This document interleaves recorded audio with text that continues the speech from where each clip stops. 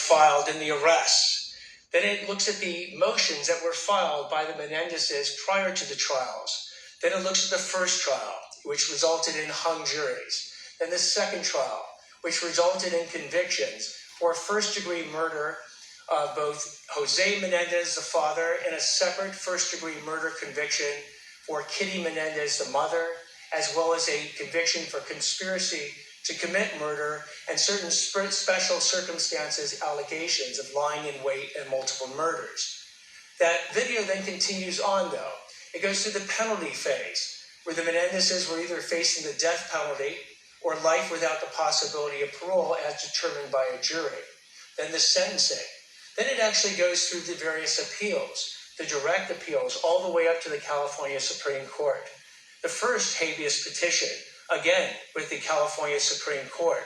The federal habeas petitions with a U.S. District Court and a Ninth Circuit Court of Appeals. In all those situations, as you will hear, the Menendezes have raised many of the same exact arguments that they raised in the current habeas petition. Those arguments have been heard by a variety of courts, from the trial judge to the direct appeal Court of Appeals in California Supreme Court, to the California Supreme Court again, to the federal courts. They've considered these arguments, and they have been routinely and repeatedly rejected. So we have the video that is coming out and go through this procedural history so that people can actually learn from the Menendez case and help and actually educate themselves on the criminal justice system. What I've said very often is that the Menendez case is the portal by which people come into the criminal justice system and show an interest in it to find out what's happening.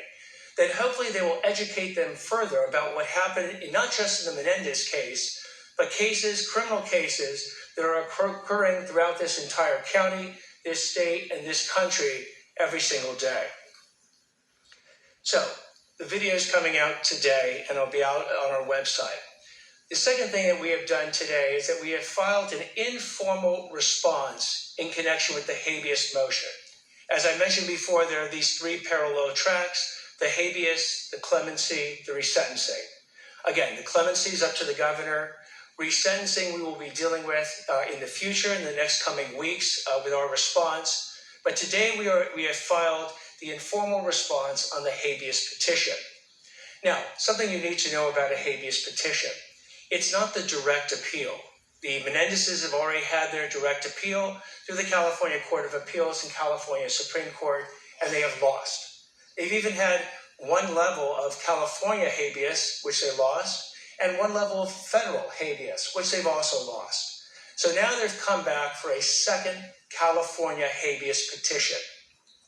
And in coming back for that, they have basically said there are two new pieces of evidence, along with their arguments, that justify them getting a new trial.